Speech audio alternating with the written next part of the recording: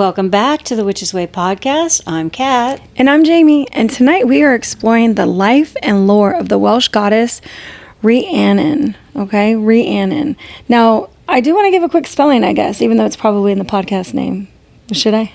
No, go ahead with Rhiannon. Rhiannon. We all know Rihanna. Yeah, not spelled the same as Rihanna.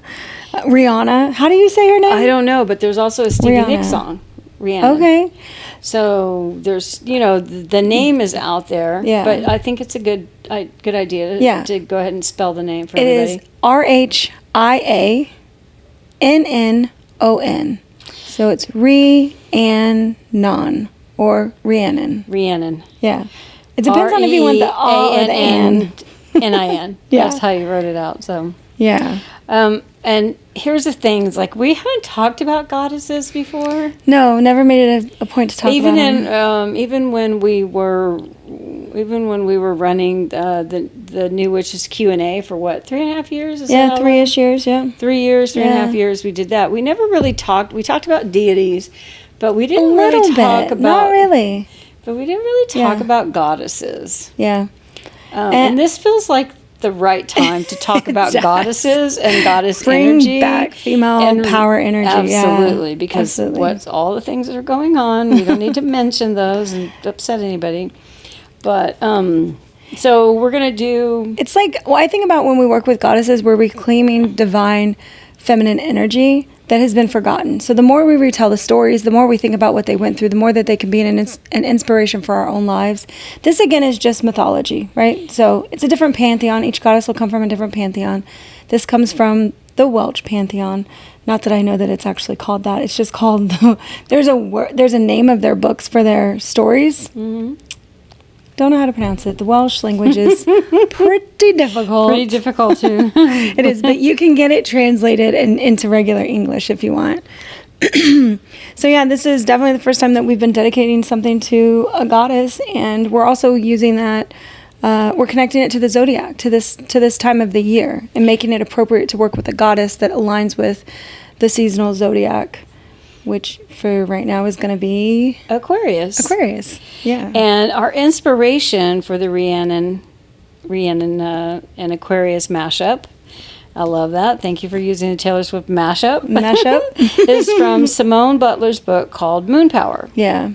Which we like Simone Butler as a writer. Simone Butler is she puts out some great stuff. Yeah. She's got a lot of good books. I agree. As an author, if you're interested in somebody to research, Simone Butler. Yeah, definitely. Put on your list.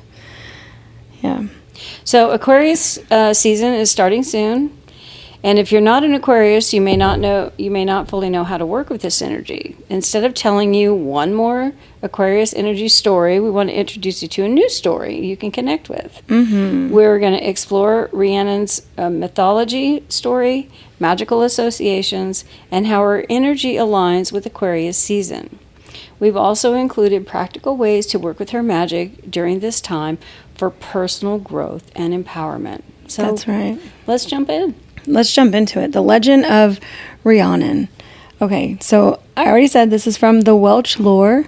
I don't know a lot of their stories, but this is one that I've heard many times because of the popularity of the name. But Rhiannon enters into the mythology scene with the Welsh people by being this goddess that's out riding her horse. She's wearing this golden flowy gown, and her horse is so white it looks like it's glowing, okay? So you can tell she's otherworldly. Mm-hmm. And in the Welsh culture, when you say something's otherworldly, that usually means magical, fae, spiritual, god, goddess. That's what it means to call it otherworldly. So she was in the forest, and she happens upon this king, and his name is Paul, but not spelled like the American Paul. If you see the name, you'd be like, what is that? There's no... Is that the P-W-Y-E-L-L? Yeah. Okay. Yeah, no E, just no L-L. E's, like the spelling of it. P-W-Y-L-L. P-W-Y-E-L-L, which I didn't know that was Paul. You keep saying E, there's no E in it. P-W-Y-L-L? Yeah. Oh, okay, P-W-Y-L-L. It's so like this was before we had vowels. Yeah. Well, Y and W used to be considered a vowel, but... Well, they are vowels, considered a vowel still sometimes, aren't they? In numerology. Sometimes Y and W. Yeah. No, sometimes Y and something. Anyway. Peter used to be spelled Pyter or something like that. So anyway, going on forward. Yeah. So she's out riding, and she sees a mortal Welsh king. Yep. So she sees a mortal because she's not mortal. And he is taken aback by her and him, right? They're like, oh shit, this feels like it's the something. classic love at first sight. They're from two different worlds. Their families don't like each other, and they're falling in love. But her biggest thing was she really didn't want to give up her independence. This is why she's considered such a strong female archetype, like such a divine feminine energy, because her independence was it was part of who she was, like her personality and what she stood for. Yeah. So she didn't want to give up her independence, but her family kept trying to force her or suggest that she should marry all these otherworldly men. And she finally said, fine, if I'm going to get married, I'm going to do it my way. I'm going to marry the mortal king against her family's wishes, right? Rebellious, just a little, as all good women are, fighting back against it all. So they actually she took him to the other world and married him in front of her father, so the marriage was technically accepted, but she came back to live in the mortal world, which is what I feel gets her in trouble a little bit. So her and the king. The mortal world is a harsh place. It is. It's not full of the magical beings and the trust and the sort of, the things. You know what it's lacking? Acceptance. Ooh, of people that are different. So spot on. There you go. Acceptance of different of people who are different. People. Yeah. Yes. Different types of people. Different That's what the mortal world lacks. I agree. I love that. I wish I wrote that. Can I steal that line from you? You can steal it. So they're in love and life is good, and the next thing you know, she's pregnant, right?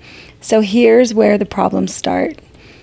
On the night of her son's birth, he is abducted, stolen, missing. Now, the nurses who are sort of in charge of this whole process of helping bring a baby into the world, they don't know what happened either, but they don't want to be persecuted for the baby gone missing. So they don't want to be blamed. They don't want to be blamed. Because they were probably responsible for his safekeeping. I mean, most likely. Yeah. But so what they did instead was they got blood and they smeared it on her face and then told the king that she ate her child. Devoured him. She's eating the babies. She ate the baby. Like, what? Again, we've got mystery and lore and magic. They're eating the cats. I don't know. They're eating the dogs. So I think the sad part of this is that nobody believed her when she tried to say, no, I didn't. No, I don't. He is missing, but I don't know what happened to him. That wasn't believable. She didn't have any proof. There was, the nurse's words against her.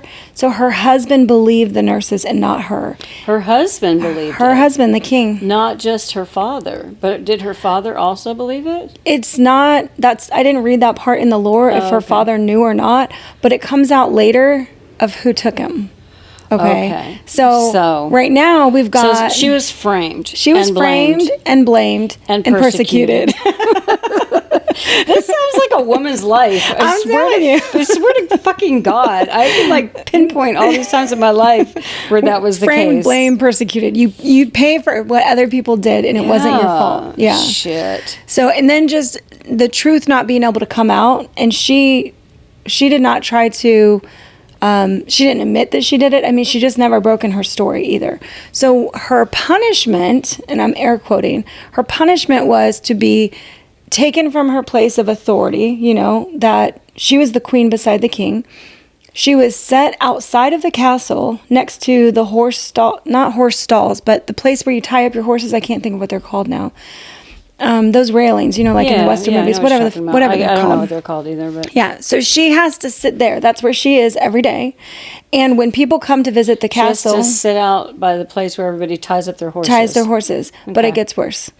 Because as she's out there, she's instructed that every guest who comes to visit the castle at the gate, she has to tell them her story, why she's there, and then she has to offer them a ride into the castle on her back as if she is a horse. Oh my God, that's demeaning. Harsh. Yeah, it's that's degrading. Harsh and degrading and demeaning and it is. Oh my goodness. So that was her punishment, and this went on for a longer time than necessary to punish somebody, but it didn't end until. But let's just recap, okay?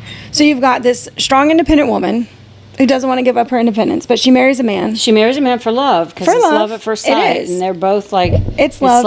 It's like magnetic, right? But it's a rebellious love because it's against her family's wishes. It's that's person. true. But they were still very much attracted They to were each very other. much, yeah. Like it was one of those things where they knew. It was one of those things where when you see somebody and you get like stars in your eyes and like the cartoons and stuff, and it's like Little hearts circling above your little head. hearts above your head. Yeah. I remember that happening to me. So she marries the man. She has a child. There is a crime or something has been committed. She's blamed for it, even though she's innocent, and she pays for it. Yeah. All right. So that's where we're at. The injustice. Yes. The injustice of it. The injustice. That is why we're going to connect this later, but the season of Aquarius is about justice. So that's why this story goes together. I didn't realize that Aquarius had anything to do with justice. Yeah, justice for humanity, bringing new knowledge to the world, changing. And I guess I don't have a lot of Aquarius people in my circle. Neither do I. So I don't really know the Aquarius The energy? story. Yeah, the energy around that. But Yeah. I have known Aquarius people, and the one thing that I've noticed about them is they keep quiet. I don't know why that. I mean, I have a friend. I did have a like almost sister-in-law who is Aquarius, and she held her cards really close to the vest. Like she didn't share her stuff, and maybe that's because the Aquarius thing is about justice. And it's like you got to be careful. You got to be careful what you say, because it can be used against you in a court of law. In a court of law. Anything you say may be used against you in a court of law. Yeah. You will be held accountable for what you say. Well, we're going to go, let's go over the Aquarius story next, just like a brief overview. Okay. So years later, so she's been enduring this punishment, and she stays. She doesn't run away. She doesn't go back to the other world. She stays because she has faith and belief and perseverance that the truth is going to come out. That's why she stayed, because she knew that her son would return one day, and she wanted to be there. So everybody knew that what they said about her was not true. And there's even there's parts or versions of the story where it's actually said that she handled this with grace, like that she was willing to serve the people. Because again, she's still a goddess. It's not like she's immortal, and maybe she was strong enough to carry people on her back and it didn't even faze her. Like, I have no idea, but that the punishment was to be like humiliated and put below your station. So now you've got the queen giving piggyback rides to people into the castle. So years later, Rhiannon's son returns. And now everybody sees that it wasn't true. And they actually found out that someone from the other world, and this is where you have the Fae will kidnap children. There's changelings. Like, this is very big in the Welsh lore. But somebody took him and placed him with another family to be raised. So when he finally did come back, she was then, what's the word when you're, Restored? I was going to say acquitted, but Restored. She's restored to her rightful place as the queen. Definitely. Because the truth came to light. Her punishment, with that restoration, she's no longer being punished and have to stand outside the gate by the horse tie-up thing, whatever you call that. I can't think of what it's called. It has a name. It has a name, and I can't think of it. I'm like picturing it, but I can't. I don't know. So her punishment's lifted, and her dignity, and she's finally able to reclaim her dignity. So what's really interesting is that she just went back to the throne being queen. Like, it just was that, right? So all those years she served doing that other thing, now she's just back at the fort. She just accepts it, goes back to her position, and was like, is there an I told you so? You know what? I feel like this is the lot of women in the world. Honest to God, I do. Sometimes, yeah. Because we have to endure so much shit. And then we just have to move on with our lives like nothing ever happened. And then we end up somewhere along the line feeling really...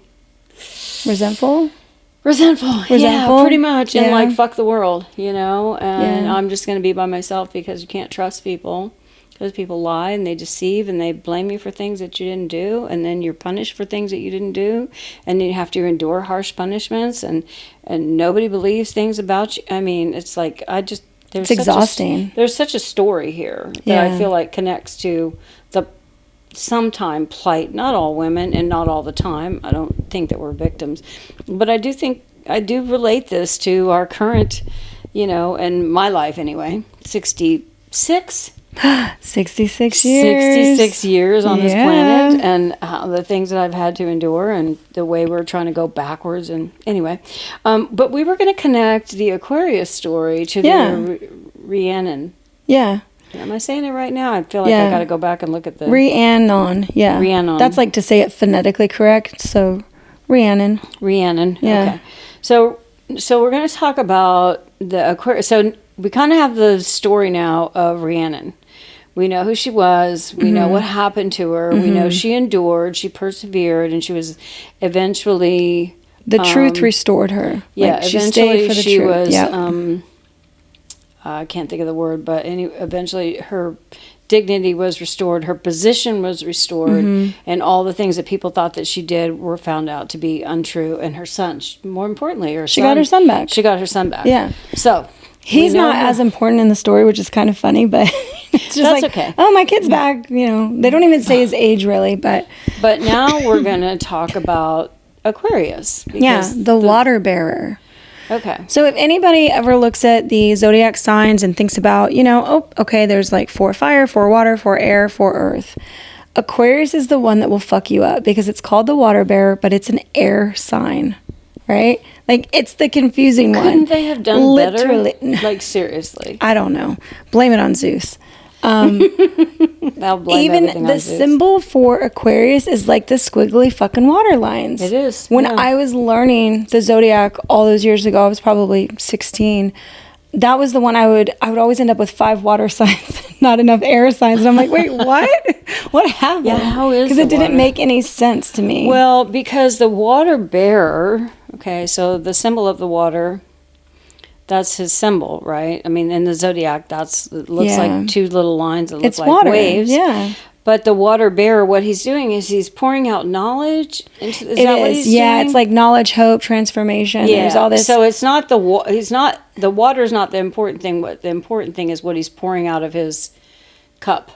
water bearing Yeah, barrel. the water bearer. Yeah, whatever The- it is, the- the jug or something. 'Cause jug. It's like kind of like It a is. jug. It looks like a jug. that pours out. That he pours out, and what he's pouring out is knowledge Yeah. and It's like knowledge, hope, and transformation. Transformation. Yeah, because Okay. knowledge equals transformation. All right, so really quickly, let's go through the story of the person, the mortal, who became the immortal water bearer for Okay. the gods. So we have to go into the Greek pantheon, and his name is Ganymede. Ganymede. Ganymede. Yep. Ganymede. Ganymede. So, for everybody out there, you can't see what we're looking at it, but it's Gan. So Ganna, Nah, Meed, Ganymede. And that's how we're pronouncing it. But his name to spell it is Ganymede. Yeah, we'll never get that. We'll Ganymede. never remember that because of those Y's they throw in there throw me off because It can sound like an A, an I, an E. Yeah, exactly. Okay, So Ganymede. All right. So Ganymede's story. So he's part of the Greek pantheon. He's first part of the all. Greek pantheon, right? So this is a Zeus story. So Ganymede was a mere mortal man, but he was a prince of Troy, so had some kind of relevance, was in the castles and like in the stories. But he was said to be, at his time, the most beautiful mortal. Now, when they judged beauty, this wasn't just on appearance. This was on intelligence, grace, actions. I wanted to use the word proclivity, but all of a sudden, I don't remember what the fuck that means. Mom, dictionary, proclivities. It means the way you lean, kind of like if you have proclivities for homosexuality, let's say. Okay. It's kind of like your... Sexual preference? No, not necessarily, but you have certain proclivity. I think it is related to like Just sexual sex? things, though. Well, I think about this as being- proclivity. yeah. I believe it is mostly when you're talking about like, I like S&M, or like that's your proclivity. I'm not sure if it's used in other, but that's kind of. We're gonna have to look this up now, y'all. Yeah. Somebody listening right now is going, proclivity means this. We need an assistant to Jamie always looks to me as Webster's, and then I have to do. grab my phone and look up my Webster Just to be dictionary sure. just to make sure, because I kind of know, and Yeah. then I always learn something. So good to learn things. If you don't know what the word Proclivity proclivity is. means, Yeah. this is a good time to look it up and We're learn a gonna new word. fucking learn it. I don't know. So his leaning was towards like this very shining example of what a mortal could be, I guess. Because, you know, in the days of Zeus, you had a lot of weird injustices and all the weird shit that happened with people. But the gods getting involved in humans' lives is a big part of it. And they could choose to bring a human back to Mount Olympus and make them immortal. So Zeus really liked Ganymede, and he decided that he was going to abduct him, another abduction story, okay, and brought him to Mount Olympus, the home of the gods. But he didn't do this as himself. Zeus often did not appear on earth as himself ever. He took the form of other things. So he actually flew in as an eagle to abduct Ganymede, all right? But once Ganymede got up there, and the reason that he was picked was shown to him, he was very fucking happy to be of service to the gods. He was like, you know, maybe you could have asked me, I probably would have went with you anyways. But him being up there, Zeus gave him the job of the cupbearer. So we think about water bearer, cupbearer, which is the person who serves the drinks. Yeah. The cupbearer to the gods. The important part of what a cupbearer is to the gods is what they're actually serving the gods. The nectar and the ambrosia was considered the drink that made them immortal. So if you think about his position and why it was so important, he was actually keeping the gods immortal. He was keeping them in their power by serving them that drink. And he had authority over that, right? Like he was in charge of that. So he sort of became in charge of the gods continuing to have this immortal life, this long life. So in return, Zeus, because, all right, once Ganymede got up there and everything was fine, and he's like, I can stay here, it's not a problem. Ganymede's dad lost a son, and Zeus felt like he needed to repay Ganymede's dad, so he like gave him a bunch of gifts and made him rich. Compensation for the child, for the kid. We're going to pay you for the kid. That's right. Yep, the kid we took. So what did he get?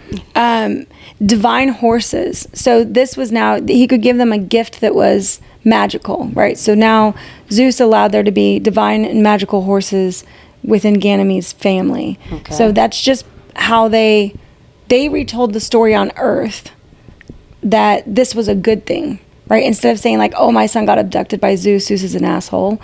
They were like, Zeus made my son immortal and he gave me these divine horses. I think we're good. Oh, well, he gave him a really important position too. He did. I mean, he was going to take care of the water bearer. He's like essentially the cupbearer. As the cupbearer, he's essentially replenishing the gods so that they can remain gods. Yeah. And yeah, it's very interesting.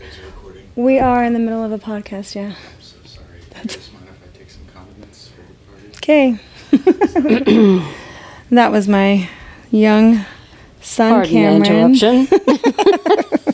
We have other people in the house. If you heard the sound of a deep voice, that was my grandson.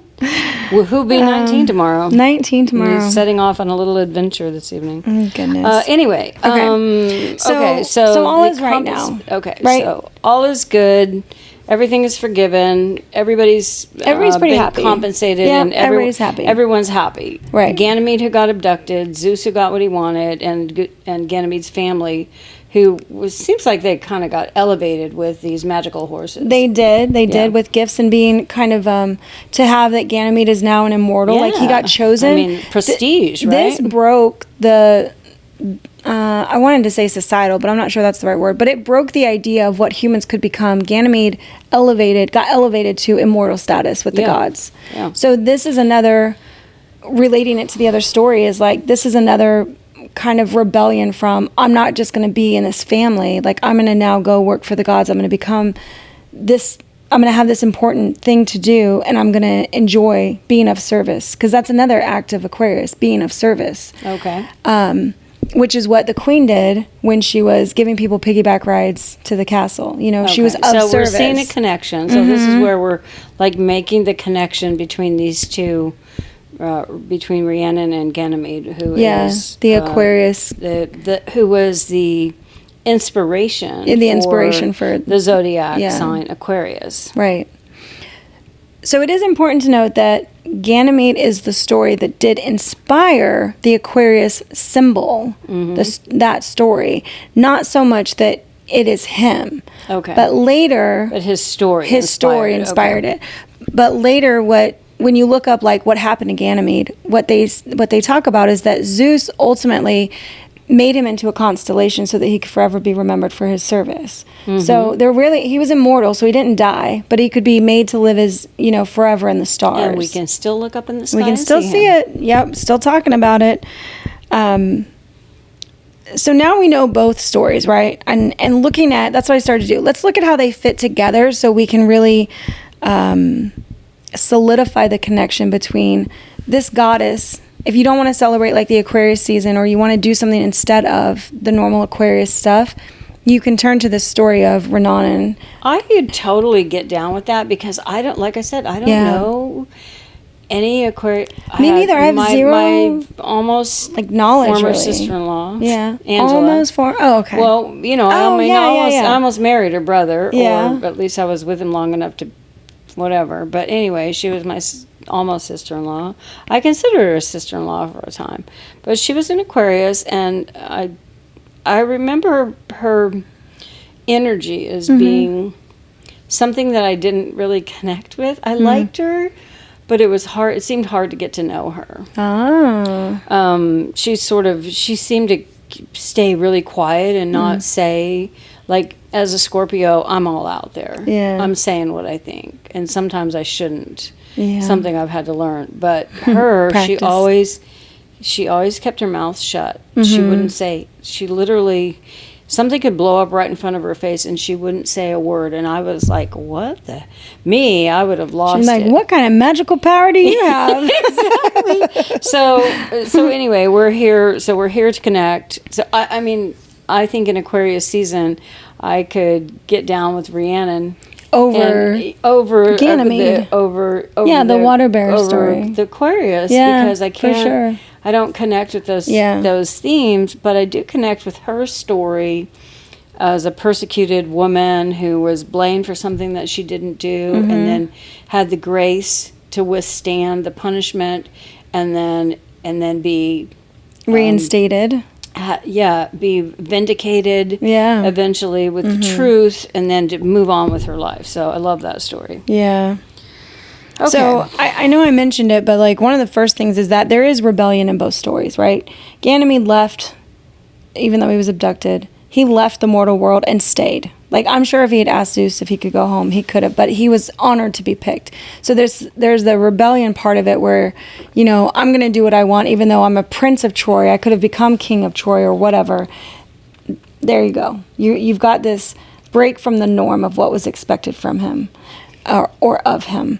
And the same thing with Rhiannon's story, where she was an otherworldly. She should have married another otherworldly person, and instead she chose a mortal, and she paid dearly for that because they didn't believe her, and she suffered in her choices later to be, restored and held on high. But there was a cost of that, just like there was a cost of Ganymede going up and never seeing his family again. He was taken, and then that's it. So the rebellion and the nonconformity that goes with these stories to become something that nobody thought you could, nobody thought you would. This is part of the, the courage to go against societal norms, like in the pursuit of your own truth and your own personality, your own authenticity. Do what you really want to do.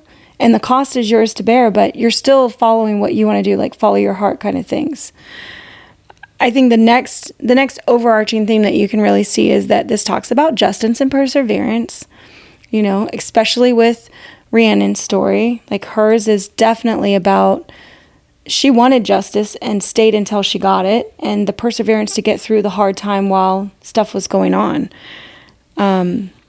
Ganymede, he has the tones in his story for being chosen for like his purity and integrity, but the elevation of that is, it's more fairness and idealism, because it's like, who can reach that high, right? Nobody says, I'm going to grow up and be a god one day. I'm going to grow up and be immortal one day. I'm going to grow up and be immortal. Yeah, like the perseverance to just, once it starts happening to you, you're like, I fully accept this path. I want to engage in this. This is what I want my truth to be. So it's kind of this deep commitment to justice, truth, and fairness in their own eyes. It's their own stories. Like, we may not see it as that. In the face of adversity. Yeah. Which is really hard when you're facing adversity. I feel like it's very hard to sometimes it can be really hard to, like, first of all, act in a way with grace, or to be determined to stick it out until the truth is revealed. Sometimes it's just easier to walk away and be like, fuck it.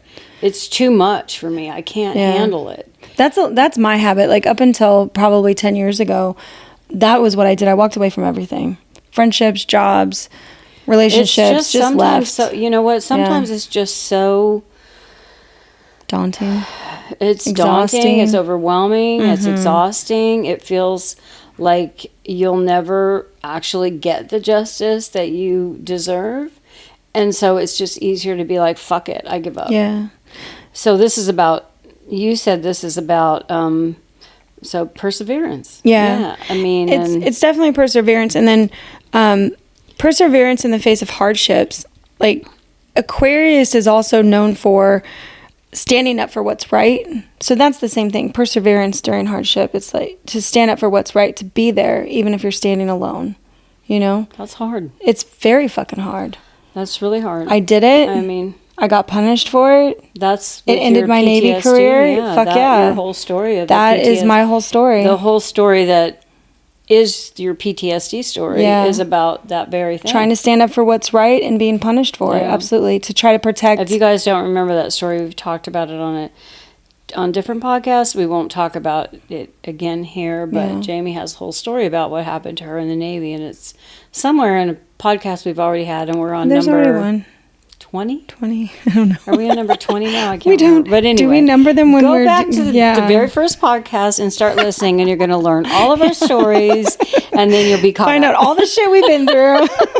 Well, up to the point now that we've shared, but eventually we're going to share pretty much everything. There's like no... there's no closets here. No closets. Okay, so going forward, deep commitment to justice, truth, and fairness in the face of adversity. In the face of adversity, it's very hard to do. It's very hard to stand when you're standing alone. I think it's I feel like we can look to this for inspiration or support, or if you're going through a really hard time during this Aquarius season. Or any time of the year. Or any time of the year, but especially now, because we're in that season. Yeah. And it's the dark winter months where shit's just harder anyways. It just always feels harder when it's dark out and there's not a lot of sun energy. And, it really does. You want the light and the warmth and you miss it. I need the long days. I love the I need the long Sundays. I love the long days. Sunny days. I can just get so much more done. Yeah. It just really shortens my week when when it's dark at 6 o'clock. When the moment you get off work, it's dark outside. Before I get, yeah. When I used to drive home from work, and when I was in Kansas City, and I would drive home, I would leave the house, and the sun was almost down, and by the time I got home, it was pitch black out. Boo. You can't do anything. Just no. So, anyway, I think the next overarching theme that I was going to talk about is the connection to the collective and higher purpose. Like, I do believe that with Rhiannon's story, I think that she was looking to be her highest self, handling that punishment with grace, even though she knew it was wrong and it wasn't hers. So she was serving a higher purpose with all of that. And then for him, he's becoming of service to the gods, which are sort of shaping what humanity is going to be for the Greek pantheon. The stories about how the gods didn't intervene, and then I think they tried to help humanity, even though they meddled a lot. Like, they did a lot of dumb shit. They always cause problems when they meddled in the human. Yeah, because they didn't think of us as, we're like fleeting in their eyes, they're immortals and we're here for just a short time. So, but, Ganymede, inside, Kat already mentioned, like, his cupbearing was really about pouring out knowledge and hope and renewal to the world, because that's what the gods were providing, right? They continued to bestow fruits and gifts upon the world, and the hope that there's more to come, because having something that's immortal means that there are some things that never die. And I think death, wondering what the end of that looks like, versus there's the renewal part of it. It's like, nope, life keeps going. There is always going to be more to come. And then, her endurance, Rhiannon's endurance to have ultimate redemption and inspire others to remain true to themselves. Yeah. So that higher purpose calling of, I think that when I was going through my bullshit and I was really trying to stick up for other people, and I will always try to stick up for people. Like, I think that was just natural in me. I just always had that to stick up for what's right, no matter who it's against. Has gotten me into a lot of trouble. People don't like it. It definitely can cause problems. But it's something that, like, when I go to sleep at night or I look at myself in the mirror, I want to like who I am and not say that I wavered because it was easier to go this other route. Like you, I'd rather walk away. I'd rather leave and just be like, fuck it. I will take my efforts elsewhere where people will hear it, So sometimes I do think choosing your battle is smart, reserving your energy to fight the battle that you need to fight, and not every single fucking battle. But yeah. Well, both the Aquarius myth and the Rhiannon story embodied the idea of serving a higher purpose, uplifting others, whether through innovation, fairness, and transformation. Mm-hmm. So there's also symbolisms of freedom and sovereignty in these stories. Both stories celebrate the pursuit of personal freedom and independence, and they emphasize the story of staying true to oneself. Yeah. And I feel like this is I feel the connection with witchcraft, because when you get into the practice of witchcraft, at least I'll speak for myself, have gone through kind of this transformative period, this transformation where my true self is, I'm becoming.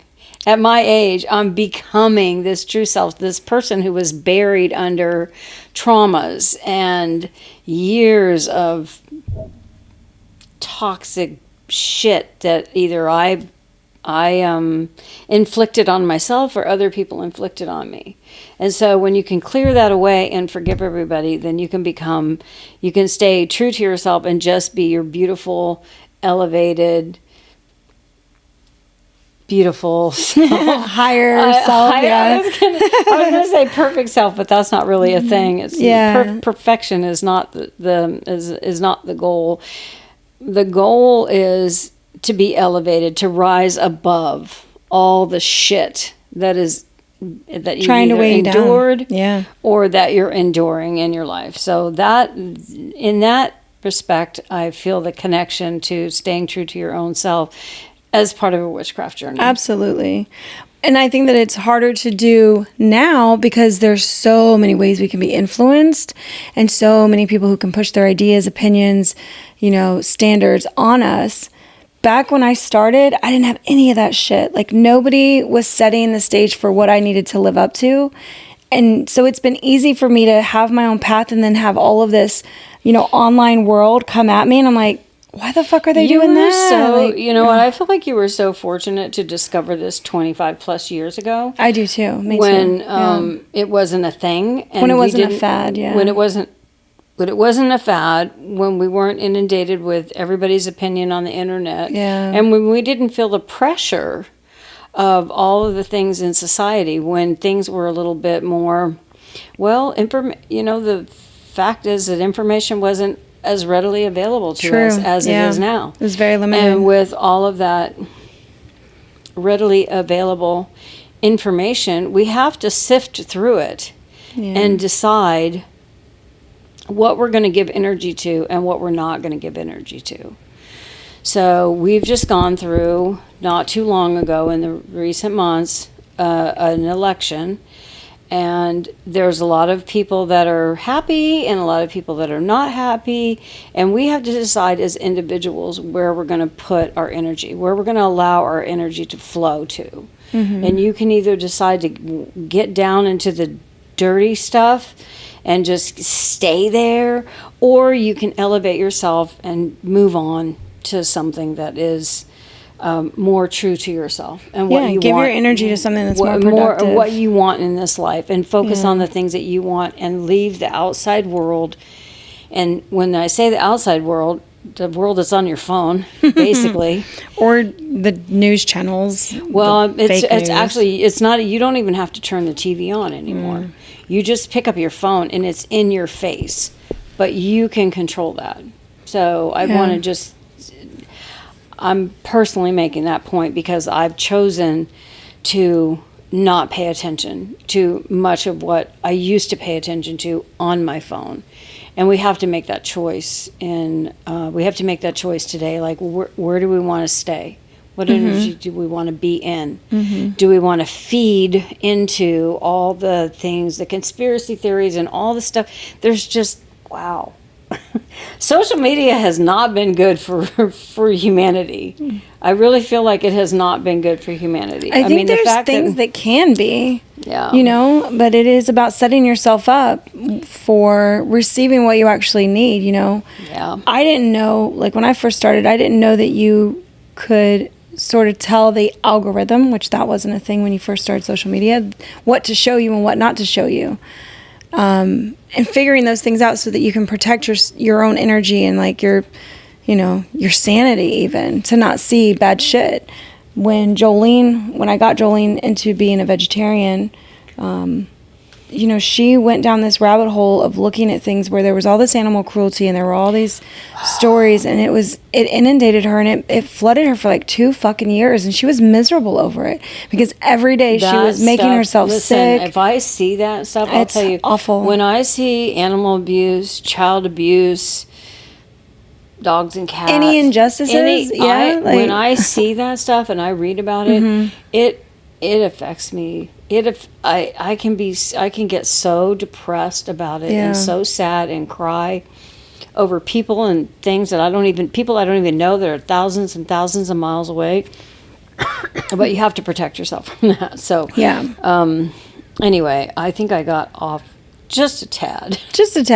But we're going to go into what this first half of the podcast was about, was really understanding that both of these archetypes should be inspirational in us standing in our own truth and seeking fairness and contributing to a collective good. Find a way to contribute to the collective good. So the two stories make it a really perfect, they complement each other, I guess is the way to say it. They perfectly complement each other for personal and spiritual growth during the Aquarius season, because that's what this is about. It's like the rebellion, the freedom, the justice, the serving on a higher purpose.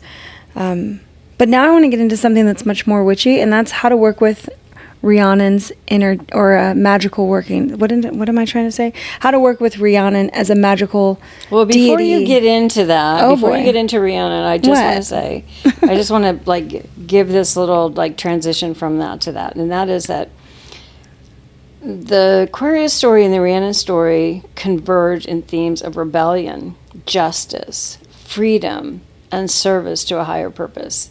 Both archetypes inspire us to stand in our truth, seek fairness, contribute to the collective good, making them perfect complements for personal and spiritual growth during Aquarius season. Yeah. So go ahead with the magic of Rhiannon. Oh, listen, working with Rhiannon's magic, I love her. So if you look her up, you may find that she's called Queen of the Fae. Again, otherworldly is a better way to describe this, because it wasn't just like a Fae realm. It was where all magical workings happened, all the magical entities, whatever you want to think about. If there were monsters, lore, the magic, everything that wasn't mortal and human. So working with her magic is awesome for women, because there are strong truths for independence and us holding our own and reclaiming our own power. The first association that I want to mention is her animals and her familiars, which I just love. So I know in her story we talked about her glowing white horse. So horses represent freedom, and they represent power, and they also represent spiritual journeys. I really love the Kim Cran's deck, the Wild Unknown Tarot. And she has the Chariot as this horse, and I love that card. It's so beautiful. The depiction of a horse being the Chariot card in the tarot is just, it's powerful for me. Every time I see it, I'm like, God, that's a beautiful creature. I can feel the magic coming off of it. So that's her first animal. And then her familiar were these birds. And most of the time they say they're blackbirds. They're singing blackbirds. And what the blackbirds did for Rhiannon, because for a time they say that she ruled the underworld. But I think that's a it's not a translation, but it's Misnomer. a misunderstanding because otherworld doesn't mean underworld. Otherworld is the other realm where magical creatures live, but underworld is some of the stories that people will say about her now.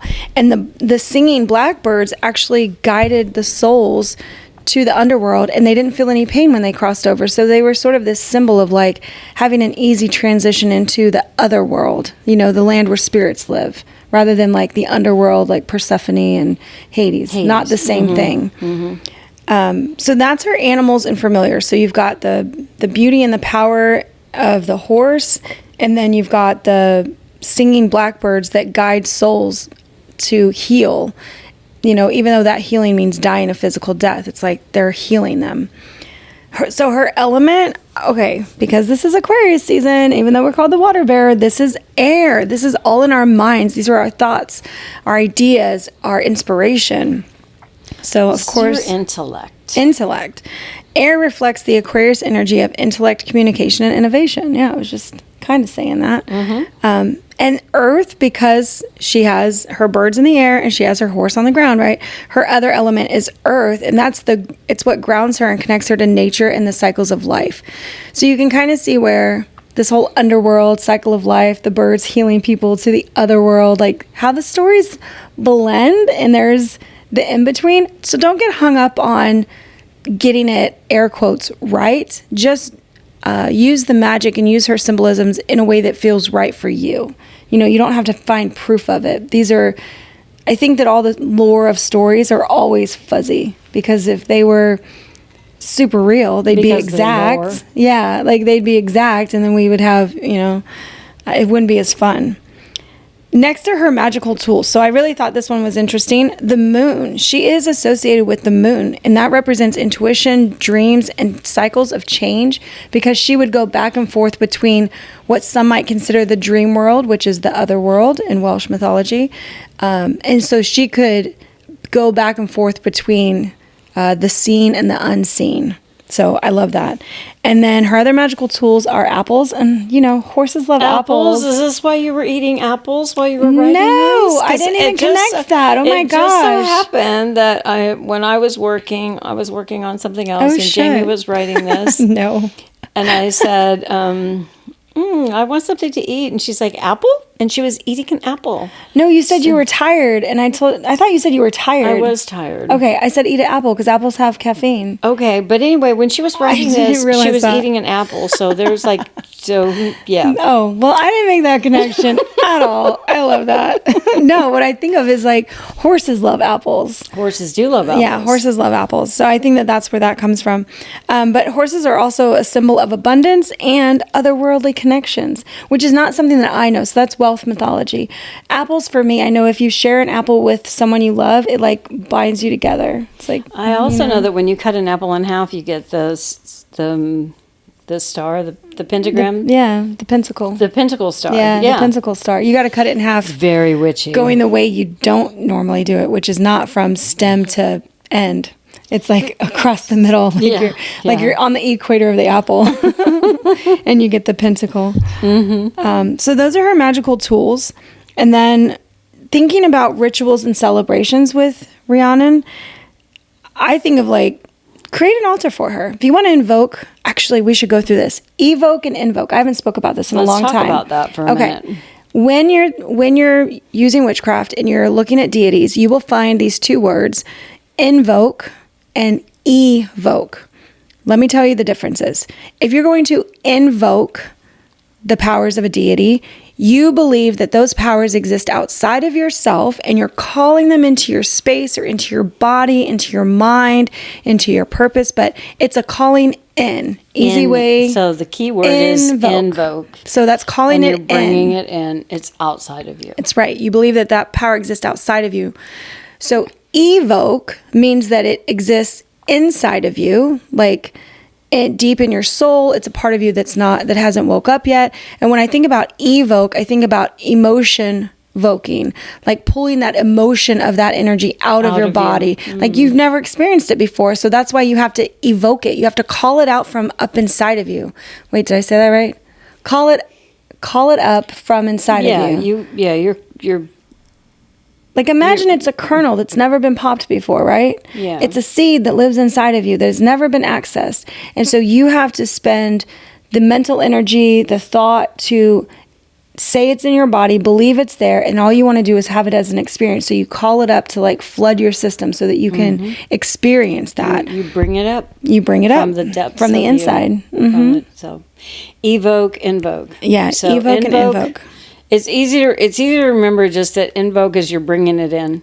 Bringing it in. And then you already know automatically the other one, it must be in you. Yeah, it's already in you and you're calling it forward. Yeah. But doing altars where you want to create symbols around her to invoke or evoke her magical abilities. Think about the things that represent her that we just talked about. White horse figurines, you could do feathers, apples, moon imagery, for the black birds, there's also blackberries. Like there's any fruit that symbolizes black.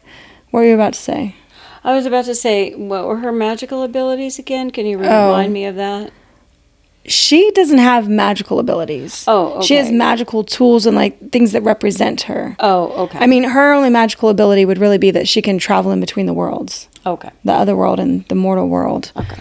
But it didn't say that she did anything like, no, she didn't like she create. wasn't able to turn night to day or something like that. No, nothing like that. Turn people into fairies or... No, it Nothing never like talks that. about anything like that. Okay. Now, her being a goddess, because she is considered a goddess from that realm, it didn't even call her immortal. It just called her a goddess. So they didn't give it a length of time.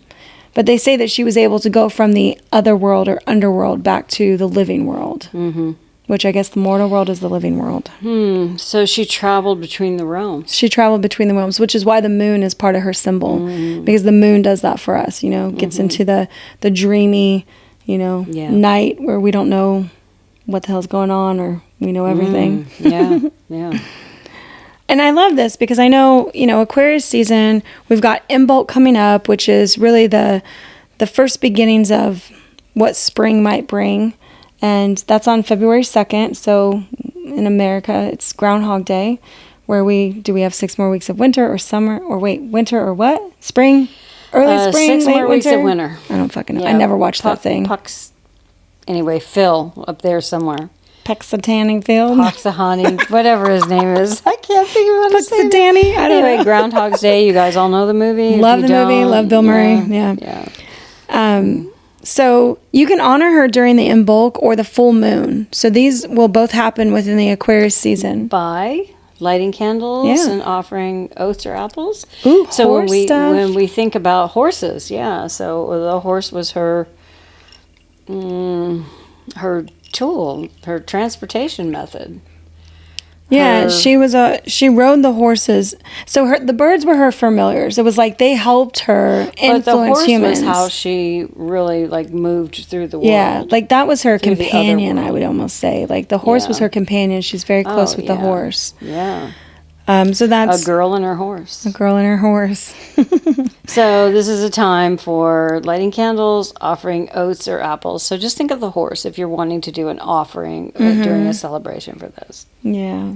And I picture it when we do offerings for deities, it's really about, you're not really offering anything to them, but you're offering things to their familiars, the animals they work with, symbols of them, things they've done so that they know it's for them. Mm-hmm. And I think to give her horse presents is to call her forward, Yeah. That's the way I think of it. Sure. Yeah. So working with her energy, her magic is more about perseverance and personal challenges. Perseverance in personal challenges. Perseverance through instead of during. in, Okay. During. Yeah. But perseverance through personal challenges. Yeah. I mean, perseverance as a descriptive word stands alone. That means you persevere, you get through shit. You withstand, you tolerate, you get to the other side. That is the definition of perseverance. So you don't even have to say impersonal challenge because perseverance is you going through something That's personally that is a challenging. that is a fucking challenge. Yeah. That you have to persevere and get to the other side of that. So her magic. Yeah. Perseverance. The other part would be for independence and freedom in your life because that's who she was, and that's what she stood for. And I really love that in 2025 for us females, you know, we're battling a force that we're going to be battling for a little while. So I think that our independence and our freedom is really huge for us, especially if you're here in the United States. Next up would be building a relationship with Rhiannon. Okay. Yeah. Do we know what she looks like by chance? Did you happen to look her up?